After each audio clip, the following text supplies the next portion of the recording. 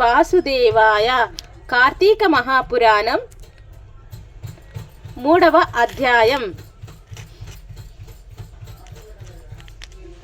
జనక మహారాజా, కార్తీక మాసమున ఏ చిన్న దానము చేసినను అది గొప్ప ప్రభావము కలదై వారికి సకల ఐశ్వర్యాలను కలగటయే కాక మరణానంతరం శివ సాన్నిధ్యమును చేరుదురు. కానీ కొంతమంది అస్థిరములైన భోగభాగ్యములు విడవలేక కార్తీక స్నానములు చేయక అవినీతి పరులై భ్రష్టులై సంచరించు కడకు క్షుద్ర జన్మలు అనగా కోడి కుక్క పిల్లిగా జన్మింతురు.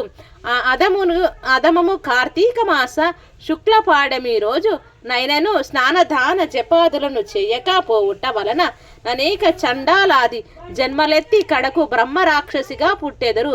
దానిని గురించి నాకు తెలిసిన ఇతిహాసం ఒకటి వినిపించెదను. సపరివారముగా శ్రద్ధగా ఆలకింపుము.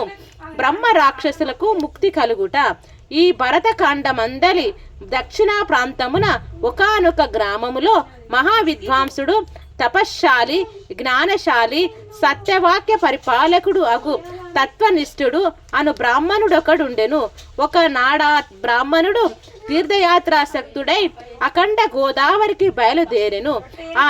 ఆ తీర్థ సమీపమున ఒక వటవృక్షంపై భయంకర ముఖములతోనూ దీర్ఘకేశములతోనూ బలిష్టాంబులైన కోరికలతోనూ నల్లని బాణ పొట్టలతోనూ చూచు వారికి అతి భయంకర రూపముతో 3 బ్రహ్మ రాక్షసులు కనిపించుచు ఆ దారిన పోవు బాటసారులను బెదిరించి వారిని భక్షించుచు ఆ ప్రాంతమంతయు భయకంపితము చేయిచుండిరి. తీర్థయాత్రకై బయలుదేరి అఖండ గోదావరి పుణ్యక్షేత్రమున పితృదేవతలకు పిండ తర్పణం చేయుటకు వచ్చుచున్న విప్రుడు ఆ వృక్షం చెంతకు చేరేసరికి యథాప్రకారం బ్రహ్మ రాక్షసులు కిందకు దిగి అతన్ని చంపబోవు సమయమున బ్రాహ్మణుడు ఆ భయంకర రూపమును చూసి గజగజ వణుకుచు ఏమియూను తోచక నారాయణ స్తోత్రం బిగ్గరగా పఠించుచు, ప్రభో అర్థత్రాణ పరాయణ అనాథరక్షక,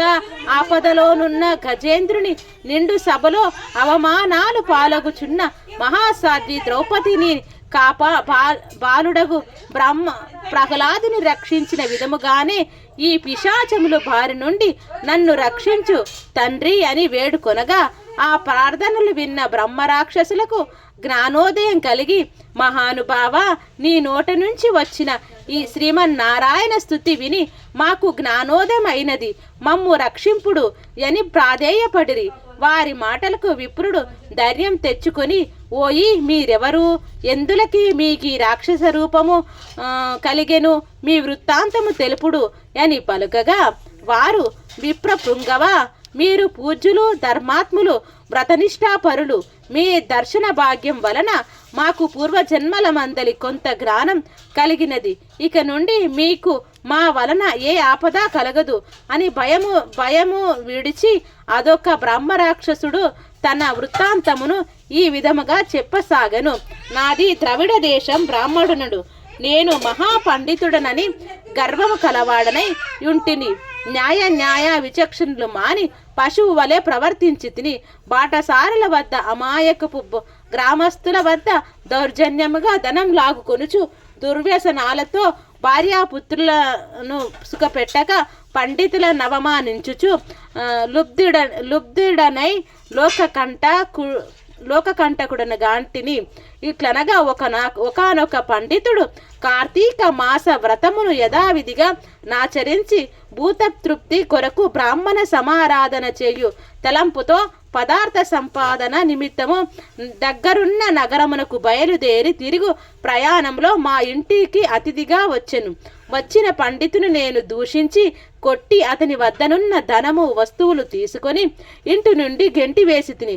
అందులక ఆ విప్రునకు కోపం వచ్చి, ఓరి నీచుడా, అన్యక్రాంతములకు డబ్బు కూడబెట్టినది చాలక మంచి చెడ్డలు తెలియక తోటి బ్రాహ్మణుడని కూడా ఆలోచింపక కొట్టి తిట్టి వస్తు సామాగ్రిని దోచుకుంటివి కగనా, నీవు రాక్షసుడివై నరభక్షకుడవుగా నిర్మాన్యుష్య ప్రదేశములో నుందువుగాక అని శపించుటచే నాకు ఈ రాక్షస రూపం కలిగినది.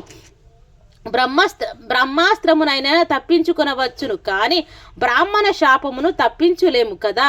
కాన నా అపరాధము క్షమింపుమని వానిని ప్రార్థింతిని. అందుల కాతడు దయతలచి, ఓయి గోదావరి క్షేత్రమందుక వ్రటవృక్షం గలదు. నేవందు నివసించుచు ఏ బ్రాహ్మణుడు కార్తీక వ్రతమాచరించి పుణ్యఫలమును సంపాదించి ఉండునో ఆ బ్రాహ్మణుని వలన పునర్జన్మ నొందుదువుగాక అని వెడలిపోయెను. ఆనాటి నుండి నేను రాక్షస రూపమున నరభక్షమును చేయుచుంటిని. కాన ఓ విప్రోత్తమ, నన్ను నా కుటుంబమును వారిని రక్షింపుడని మొదటి రాక్షసుడు తన వృత్తాంతమును చెప్పెను. ఇక రెండవ రాక్షసుడి, ఓ ద్విజోత్తమ, నేను కూడా పూర్వజన్మలో బ్రాహ్మణుడనే. నేను నీచుల సహవాసం చేసి తల్లిదండ్రులు బాధించి వారికి తిండి పెట్టక మార్చి అన్నమో రామచంద్ర అనునటుల చేసి వారి ఎదుటనే నా భార్యా బిడ్డలతో పంచభక్ష పరమాన్నములతో భుజించుచుండేడి వాడను.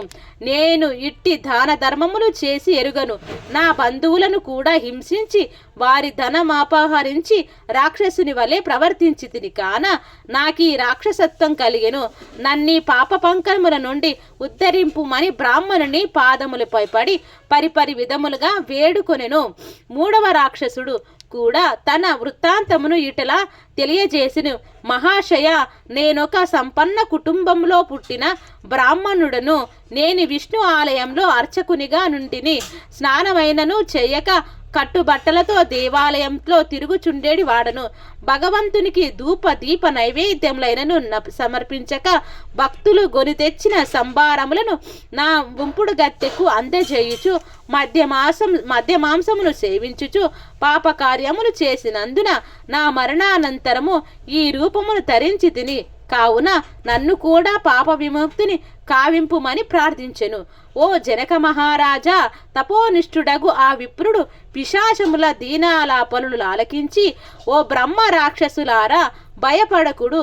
మీరు పూర్వజన్మలో చేసిన ఘోర కృత్యంబుల వల్ల మీకీ రూపములు కలిగెను.